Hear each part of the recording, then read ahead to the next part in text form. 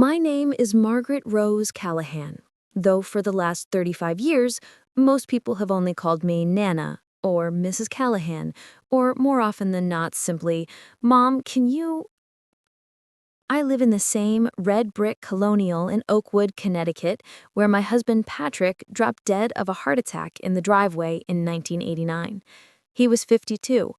I was 39.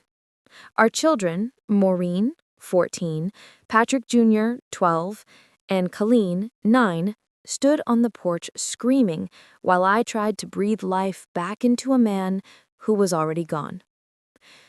After the funeral, I did what Irish Catholic widows are supposed to do. I became the rock. I worked 2 jobs, kept the house spotless, drove the carpool, attended every parent-teacher night, paid for braces, college, weddings, down payments, bail once, and never once took a vacation that did not involve sleeping on someone else's floor so the grandkids could see Disney. I told myself it was love. I told myself this is what mothers do. I told myself that one day they would notice I was a person, not a service. They never did. 2 years ago, at 72, my doctor told me my blood pressure was alarming. She suggested I find a hobby that didn't involve cooking for 20 or picking up dry cleaning for people who could drive perfectly well themselves. So on a Tuesday in March, I walked into the senior center and signed up for watercolor for beginners. That is where I met Walter Brennan. Walter was 76, tall, silver-haired, with kind hazel eyes and hands that shook just enough from Parkinson's that he joked he was born to paint Impressionism. His wife Ruth had died 4 years earlier. He wore Ruth's wedding ring on a chain around his neck and laughed easily, the way men do when grief has already done its worst and left them standing. For 8 months we painted side by side. He showed me how to let colors bleed into one another without controlling every edge. I showed him how to make pie crust flaky. We never flirted, not really. We simply enjoyed the rare pleasure of being seen. One Thursday after class, he asked if I would like to have coffee. Not lunch, he was careful, just coffee. I said yes before the old voices in my head could object. Coffee became a ritual. Then dinners. Then Sunday drives to look at fall foliage. 6 months ago, on a bench overlooking Long Island Sound, Walter took my hand and said, "Margaret Rose, I'm not asking you to replace Ruth, and I'm not trying to be Patrick. I'm only asking if you'd let an old man walk next to you for whatever years we have left. And if someday you wanted to make it official, I'd be the happiest man in Connecticut." I cried so hard the seagulls got nervous. I waited until Sunday dinner, our sacred weekly ritual, to tell the children. I cooked Patrick's favorite roast beef, Maureen's favorite scalloped potatoes, and Colleen's favorite chocolate cake, even though Colleen is gluten-free now and only eats the frosting. All 6 grandchildren were there, running wild. The noise level was perfect cover. When everyone was stuffed and happy, I stood up and cleared my throat. "I have news," I said, smiling the way I hadn't smiled in decades. "Walter Brennan has asked me to marry him, and I've said yes." You would have thought I announced I was selling their children to pirates. Maureen's fork clattered. "Mom, you're 74. Patrick Jr. choked on his beer. "Who the hell is Walter Brennan?" Colleen burst into tears. "How could you do this to Daddy's memory?" The grandchildren, sensing drama, went suddenly quiet. I waited. Walter reached over and took my hand under the table. I hadn't told them he was coming to dinner. I wanted the proposal to stand alone first. Maureen recovered fastest. "Have you lost your mind? Some man sweet-talks you at bingo, and suddenly you're throwing away 35 years of being Dad's widow?" "It wasn't bingo," I said calmly. "It was watercolor." Patrick snorted. "Even worse." Colleen was sobbing. "What about the house? What about Christmas? What about us?" Walter stood. "I think that's my cue. I'm Walter. It's a pleasure to meet the people Margaret loves most in the world." He extended his hand. None of them took it. Maureen looked him up and down like he was something stuck to her shoe. "How much money do you have, Walter?" "Maureen," I snapped. Walter only smiled. "Enough to take care of myself, ma'am, and if I'm lucky, enough to take Margaret on a honeymoon to Ireland, so she can see where her grandparents were born." Patrick turned purple. "You're not taking Mom's money to Ireland." "I'm paying for the honeymoon myself," Walter said quietly. Colleen wailed, "Mom, people will talk." "Let them," I said. That night, the texts began. Maureen, "Mom, we're worried about your mental capacity." Patrick Jr., "Gold digger alert. We're looking into a background check." Colleen, "Think of the grandchildren. They need stability." By morning, they had scheduled an intervention. They arrived at 10 a.m. sharp, Maureen with printed articles about late-life romance scams, Patrick Jr. with a private investigator's business card, Colleen with her therapist on speakerphone.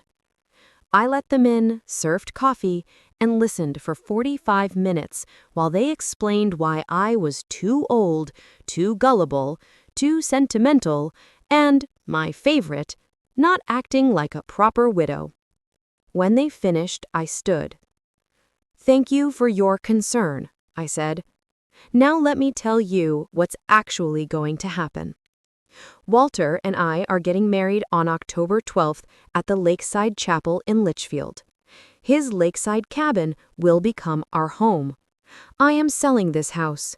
Half the proceeds will be divided equally among the three of you, exactly as your father and I always planned. The other half is going with me into a trust that only I control. I have already met with Mr. DiNapoli, the estate attorney you all recommended 5 years ago when you thought I was dying. Everything is signed and notarized." You could have heard a pin drop on the Persian rug Patrick and I carried home from our honeymoon in 1968. Maureen found her voice first. "You can't sell Dad's house. It was never your father's house alone. It was our house. And for 35 years, I have kept it perfect for children who only visit when they need a free weekend away from the city. I'm tired of being a bed and breakfast with guilt attached." Patrick Jr. exploded. "This is about money. That man has brainwashed you." "No, darling," I said gently. "This is about the fact that none of you have asked me a single question about whether I'm lonely. None of you noticed I stopped baking bread 2 years ago because my hands hurt too much. None of you know that I cry myself to sleep some nights because I miss being touched by someone who loves me. Walter noticed. Walter asked. Walter cares." Colleen whispered, "But what will people say about you remarrying at your age?" I laughed, actually laughed out loud. "Colleen, I'm 74, not dead, and I have decided I no longer care what people say. I cared for 35 years. It nearly killed me." They did not take it well. Maureen stopped speaking to me. Patrick Jr. threatened to contest the will. Colleen left 16 voicemails in one day, each more tearful than the last. Neighbors called. "Margaret, is everything all right? Maureen said you've been taken in by a con artist." The priest from St. Mary's asked if I needed counseling to process unresolved grief. I changed my phone number. I put the house on the market. I packed 35 years of memories into boxes labeled "Keep," "Donate," and "Let the children fight over it." Walter never pushed. He simply showed up every day with coffee and patience. When I cried over throwing away Patrick's old work boots, Walter held me. When I found love letters Patrick wrote me in 1965 and read them aloud, Walter listened without jealousy. He understood that love is not a pie with only so many slices. October 12th dawned crisp and golden. I wore an ivory lace dress I found in a boutique in New Haven. No veil, no train, just simple elegance. My hair, now completely white, was twisted into a low knot with late-blooming roses. Walter waited at the back of the tiny chapel, trembling with happiness. Only 12 people sat in the pews. Walter's 2 daughters, who hugged me like a sister, 3 of my oldest friends, Mr. DiNapoli the attorney as witness, and, unexpectedly, my youngest granddaughter Lily, age 16, who slipped in wearing jeans and tears, whispering, "I couldn't let Nana get married without at least one of us here." None of my children came. I walked down the aisle alone, to a cello playing Danny Boy. I did not cry from sorrow. I cried because I was 74 years old and someone was finally waiting for me at the other end, not asking me to cook, to lend, to fix, to wait, just waiting to love me. We wrote our own vows. Walter said, "Margaret Rose, I promise to cherish every day we are given, to hold your hand in doctor's offices, to dance with you in the kitchen even when my legs don't work, and to remind you every single morning that you are the bravest woman I have ever known." I said, "Walter, I spent most of my life making myself small so others could feel large. With you, I have permission to take up space. I promise to keep learning who I am when I'm not needed, and to love you fiercely for giving me that gift." When the minister said, "You may kiss the bride," Walter dipped me like we were 20, and the whole chapel cheered. The aftermath. We honeymooned for 3 weeks in Ireland. County Kerry, Dingle, the Ring of Kerry, little pubs where they still speak Gaelic. I kissed the Blarney Stone. Walter taught me to drive on the left side of the road. We laughed more in those 3 weeks than I had laughed in 35 years. When we came home to Walter's, now our cabin on Lake Warramog, there were 37 unanswered emails and 1 letter forwarded by Mr. DiNapoli.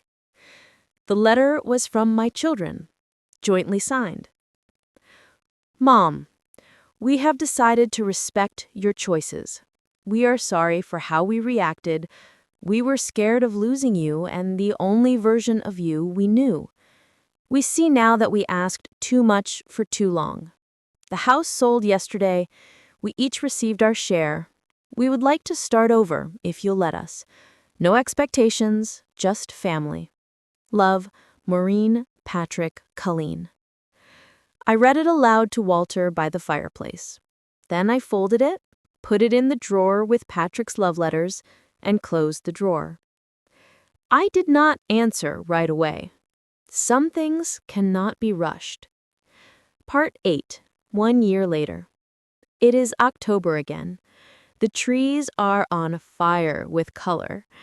Walter and I have a new ritual. Sunday brunch on the deck, just the 2 of us. Pancakes and bacon and strong coffee. Sometimes 1 or 2 of the grandchildren visit. Lily comes most often. She is learning to paint. She calls me Maggie now, not Nana, and it feels like freedom. My children and I are healing. Slowly. Maureen has started asking about my arthritis before she talks about the grandkids' tuition. Patrick Jr. apologized in person and cried. Big, ugly man tears that shocked us both. Colleen sends cards with no requests inside, just pressed flowers and "I love you." I have not gone back to being the old Margaret. I hope I never do. Yesterday, Walter and I signed up for ballroom dancing. My knees complain, but my heart does not. Last night, as we slow danced in the living room to Sinatra, Walter whispered, "Do you regret anything, Mrs. Brennan?" I thought of the 35 years I spent shrinking. I thought of the children I raised who are finally learning to stand tall without standing on me. I thought of Patrick, who I hope is smiling somewhere to see me happy again. "No regrets," I said. "Only gratitude for every year I survived and for every year I still get to live. At 75, I am a bride again. At 75, I am finally, completely myself. And my children? They lost their minds for a little while, but in the end, they found their mother, a woman who refused to die before she had lived.